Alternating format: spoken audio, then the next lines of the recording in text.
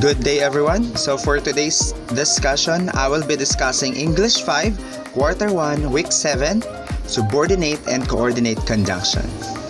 But before we dig deeper to identifying the differences between subordinate and coordinate conjunctions, let us first define conjunctions.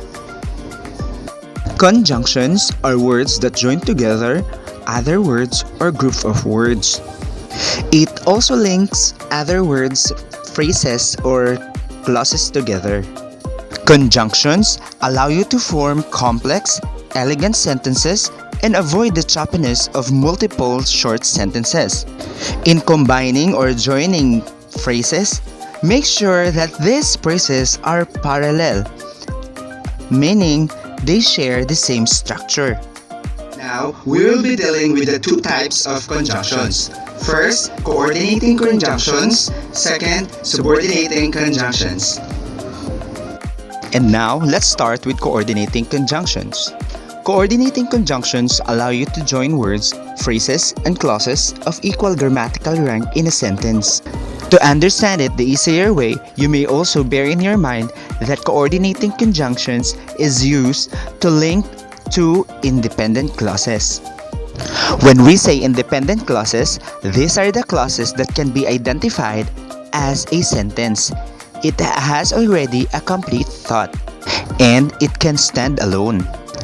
To better recognize the different coordinating conjunctions, here are the examples. You just have to remember fun boys, which stands for F for A and N nor, B but, O or, Y yet, S so. These are the common coordinating conjunctions that we use in combining clauses in order for us to form a complete sentence or a complete compound and complex sentences. Here are some sentence examples. Number 1. She went to work, but she did not want to go. The coordinating conjunction that we use in this example is the word but. Next, the weather was cold and wet, yet we enjoy very much. The coordinating conjunction that we use is the word yet. Another example, we could go to a zoo or we could go to a theme park. In this sentence, we use the word or as our coordinating conjunction. Right now, let us analyze the following sentences. Number 1. All the children wanted to eat pizza, but no one wanted to buy it. In this sentence, we have two independent clauses. First, all the children wanted to eat pizza. Second, no one wanted to buy it. In the coordinating conjunction that we used, the word but. Number 2. He is sick, so he is not going to school. First independent clause, he is sick. Second, he is not going to school. The coordinating conjunction that we use is the word so. Let's move on to number 3. I'd like pizza or a salad for dinner. Number 4. We listened eagerly for the teacher discuss important matter. Last one, he didn't speak to anyone and nobody spoke to him. First independent clause, he didn't speak to anyone. Second, nobody spoke to him. And the coordinating conjunction that we use is the word and. Once again, remember that when it comes to coordinating conjunctions, it links two independent clauses. Let's continue. Another type of conjunctions is subordinating conjunction. When we say subordinating conjunctions, it establishes relationships between two ideas and always come at the beginning of a subordinate or dependent clause. In the simplest form, subordinating conjunctions join independent and dependent clauses. A subordinating conjunction can also signal a cause-effect relationship, a contrast, or some other kind of relationship between the clauses. And now, here are some of the subordinating conjunctions examples.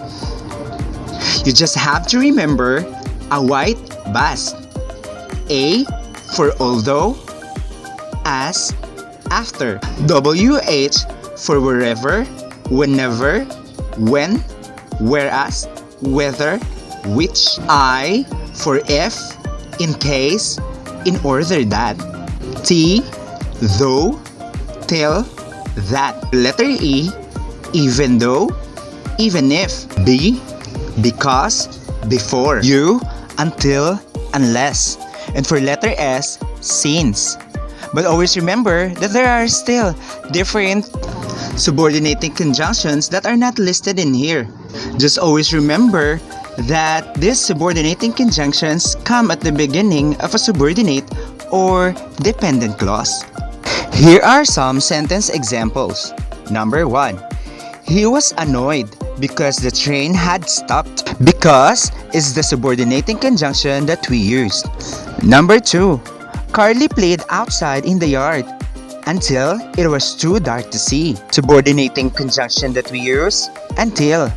Number 3. I didn't go to school yesterday because I was not feeling well. Number 4 example, the swimmers stayed close to shore as the waves were very powerful. The subordinating conjunction that we use, the word as. Right now, let us analyze the following sentences. Number 1. When the doorbell rang, my dog barked loudly. Subordinating conjunction, when, and it appears before the dependent clause. Number 2. I can stay out until the clock strikes 10. Subordinating conjunction that we use, until. And then clause, the clock strikes 10. Number 3 example. After the basement flooded, we spent all day cleaning up. The word after is our subordinating conjunction. The basement flooded is a dependent clause. Number 4. As soon as the alarm goes off, I hit the snooze button.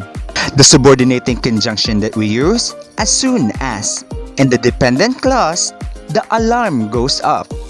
In our last example, my father believes that I should be a teacher. The subordinating conjunction that we use, the word that. And now, we're through with identifying the differences between the two types of conjunctions, the coordinating and subordinating conjunctions. Always remember that the coordinating conjunctions link together two independent clauses, while the subordinating conjunctions join independent and dependent clauses. And always, the subordinating conjunction can signal a cause-effect relationship, a contrast, or some other kind of relationship between the clauses, and it always appears or comes before the dependent clauses. Thank you for watching and listening. I hope that you learned a lot today.